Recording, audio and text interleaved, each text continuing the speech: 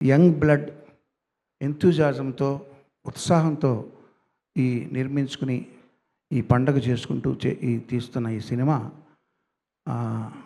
శ్రీ చిదంబరం గారు చాలా సక్సెస్ సాధించాలని కోరుకుంటున్నాను.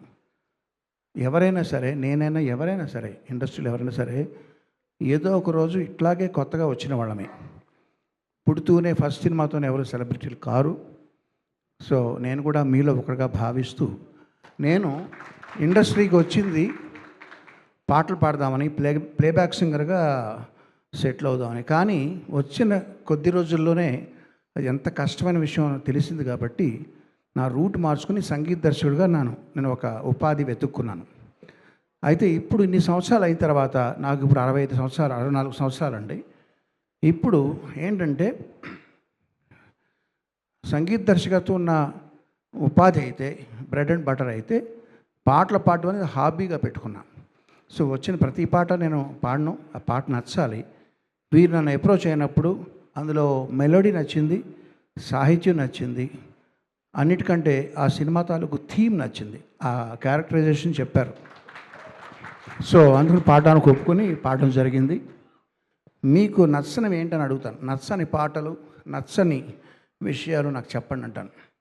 ఎందుకంటే నచ్చనివి ఏంటో తెలిసినప్పుడే మీకు నచ్చిన దానికి క్రెడిబిలిటీ ఇస్తాం. ప్రతిదీ మాకు నచ్చిందండి, ప్రతిదీ బాగుందండి అంటే వాళ్ళకి ఒక క్యారెక్టర్ లేనట్టు, వాళ్ళకంటూ ఒక టేస్ట్ లేనట్టు.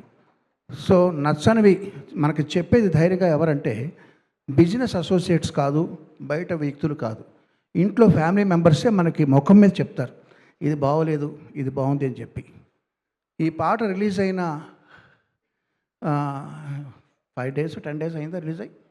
10 days రిలీజ్ అయిన మర్నాటి నుంచి రోజు మా చెల్లెలు పొద్దున్నే ఇది పెట్టుకుని సుప్రభాత నాకు అరగదీస్తుంటే నేను చెప్పా, నీకు ఒకటి నచ్చినప్పుడు అది క్రియేట్ చేసిన వాళ్ళకి ఎక్స్ప్రెస్ చేయడం అనేది అది ధర్మం అని చెప్పి.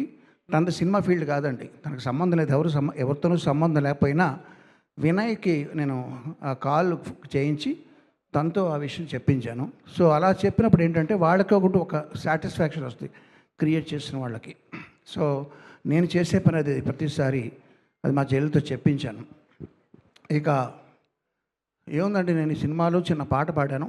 I'm very happy for that and thank you for giving me this wonderful song.